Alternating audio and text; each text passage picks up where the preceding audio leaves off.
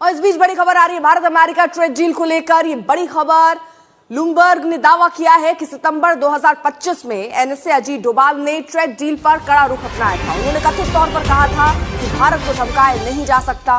ये बात डोभाल ने अमेरिकी विदेश मंत्री से कथित तौर पर कही थी। ये भी कहा कि भारत ट्रंप का कार्यकाल खत्म होने तक इंतजार कर लेगा, लेकिन अपने हितों से समझौता नहीं करेगा। सबसे बड़ी बात यह है आरजू काज़मी जी के कोई भी डील जब तक नहीं हो पाएगी, जब तक आप ट्रांसपेरेंटली क्लियर ना हो कि वो डील आप विन विन सिचुएशन के लिए कर रहे हैं, आप दूसरे को नीचा करने के लिए नहीं कर रहे या अपने आप को नीचा नहीं कर रहे। सारे अमेरिका के अंदर यही बात हो रही है कि जो इंडिया ईयू डील हुई है ना, इंडिया यूरोपियन यूनियन जो डील हुई है, उस डील ने बेसिकली ये महसूस किया कि क्या अमेरिका अपनी स्पेस छोड़ तो नहीं रहा, क्या अमेरिका ने ये अलाउ तो नहीं किया कि सारे जो मेरे एलाइज हैं, मेरे जूनियर पार्टनर्स हैं, सारे वो अपनी मर्जी से दोस्तियां शुरू कर दी। लोग कह रहे हैं अमेरिका में the father of all deals, लोग ये कह रहे हैं कि ऐसी डील यूएस ने किसी के साथ नहीं करी।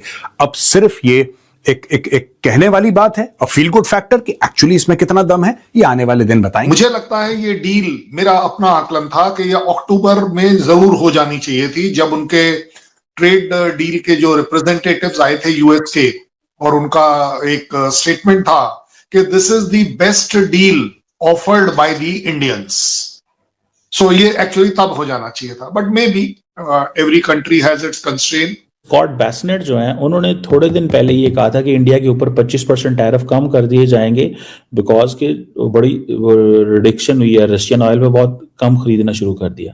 काफी टाइम के बाद जो है वो ट्रम्प जो है उनकी बात हो गई है जो प्राइम मिनिस्टर नरेंद्र मोदी जी से, और उसके बाद टैरिफ जो है वो भी आप लोगों का 18% पे चला गया। उससे पहले यूरोपियन यूनियन के साथ भी आप लोगों की ट्रेड डील जो हो रही है, उसको सर आप किस तरह से देखते हैं? और जाहिर है कि उसमें मैं जब मेजर नदीम की तरफ जाऊंगी तो उनसे भी मैं पूछूंगी कि आखिर पाकिस्तान इसमें नाकाम क्यों दिखाई देता है, जबकि हमने कई विजिट्स जो हैं वो किए हैं अमेरिका के, और ट्रम्प के साथ जो है कभी ब्रेकफास्ट हो रहा था तो कभी डिनर हो रहा था, जिसपे हमने कई शोज भी किए हैं। तो सर आप इस वक्त एकदम से जो चेंज आया है फोन के बाद, ट्रम्प के फोन के बाद, उसको आप किस तरह लेते हैं? आपको लगता है कि ये आगे बात बढ़ेगी या एक बार फिर कोई इश्यू आ जाएगा बीच में? सबसे बड़ी बात यह है आरजू काज़मी जी के कोई भी डील जब तक नहीं हो पाएगी, जब तक आप ट्रांसपेरेंटली क्लियर ना हो कि वो डील आप विन विन सिचुएशन के लिए कर रहे हैं, आप दूसरे को नीचा करने के लिए नहीं कर रहे या अपने आप को नीचा नहीं कर रहे। मुझे लगता है ये डील, मेरा अपना आकलन था कि ये अक्टूबर में जरूर हो जानी चाहिए थी, जब उनके ट्रेड डील के जो रिप्रेजेंटेटिव्स आए थे यूएस के, और उनका एक स्टेटमेंट था कि this is the best deal offered by the Indians. So ये एक्चुअली तब हो जाना चाहिए था, but maybe every country has its constraint. और कई बार एक अगर प्रेसिडेंट एडमेंट हो जाए कि आई मी माई सेल्फ, और मैं इसको बड़ी जिम्मेदारी से इवेलुएट कर रहा हूं, ट्रंप का ये कहना कि you need to please me, now that is a bad word. People, जो लोगों ने उनको प्लीज करने की कोशिश भी करी, शायद वो उतना सक्सेसफुल नहीं हो पाए। और इसलिए मैं जरूर कहूंगा कि इंडिया ने एक बड़ी ही जस्टिफाइड, मॉरली करेक्ट स्टैंड लेते हुए इस डील के ऊपर काम किया। सिमिलरली यूरोपियन यूनियन के साथ भी काम किया।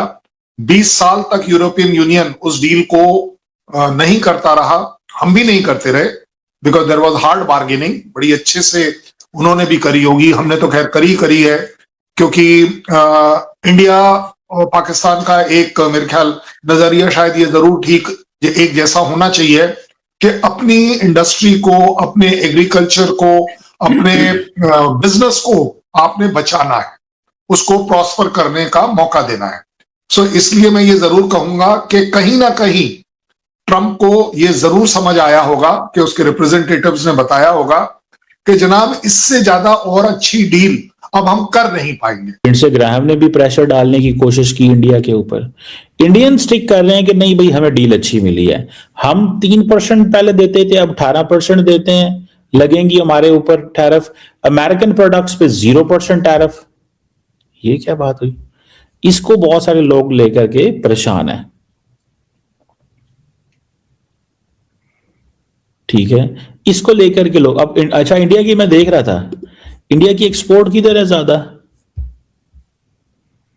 इंडिया की एक्सपोर्ट किधर है ज्यादा? इंडिया की एक्सपोर्ट है अमेरिका। इंडिया की एक्सपोर्ट किधर है?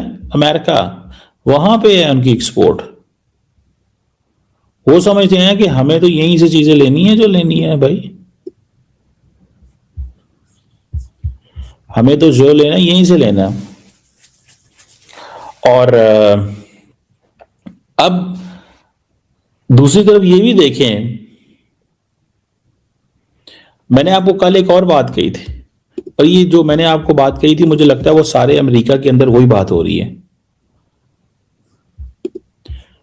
ठीक है, सारे अमेरिका के अंदर यही बात हो रही है कि जो इंडिया ईयू डील हुई है ना, इंडिया यूरोपियन यूनियन जो डील हुई है, उस डील ने बेसिकली ये महसूस किया कि क्या अमेरिका अपनी स्पेस छोड़ तो नहीं रहा, क्या अमेरिका ने ये अलाउ तो नहीं किया कि सारे जो मेरे एलाइज हैं, मेरे जूनियर पार्टनर्स हैं, सारे वो अपनी मर्जी से दोस्तियां शुरू कर दी हैं उन्होंने, और मैं बाहर बैठा हुआ हूं।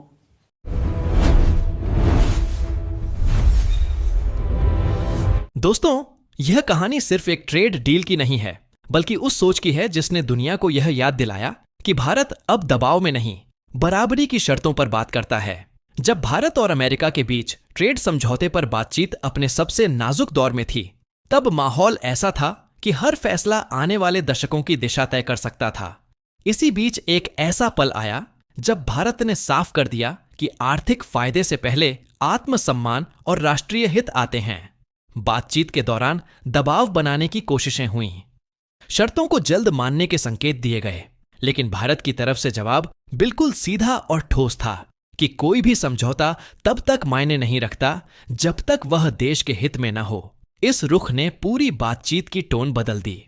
भारत ने यह भी जता दिया कि अगर सही शर्तें नहीं बनती तो इंतजार करना कोई कमजोरी नहीं, बल्कि रणनीति हो सकती है। यही सोच धीरे धीरे सामने वाले पक्ष को भी यह समझाने में कामयाब रही कि भारत अब पुराने ढर्रे पर चलने वाला देश नहीं रहा। समय लगा, चर्चाएं लंबी हुईं, लेकिन अंत में जो फैसला सामने आया वह भारत के पक्ष में झुका हुआ था। और यही वजह है कि आज इस डील को सिर्फ एक समझौता नहीं, बल्कि एक स्टेटमेंट माना जा रहा है। अब जरा सोचिए, अगर उस वक्त जल्दबाजी होती तो नतीजा क्या होता, और अगर वह कड़ा रुख न अपनाया जाता तो क्या भारत आज उसी आत्मविश्वास के साथ खड़ा होता? यही वो पल हैं जो इतिहास बनाते हैं। पहला सवाल यह है कि क्या आने वाले समय में भारत इसी तरह हर बड़े फैसले में डटा रहेगा, और दूसरा यह कि क्या दुनिया अब भारत को पहले से ज्यादा गंभीरता से लेने लगी है। अगर आपको यह सोचने पर मजबूर करता है तो वीडियो को लाइक करें, दोस्तों के साथ शेयर करें, और ऐसी ही दमदार कहानियों के लिए चैनल को सब्सक्राइब करना मत भूलिए।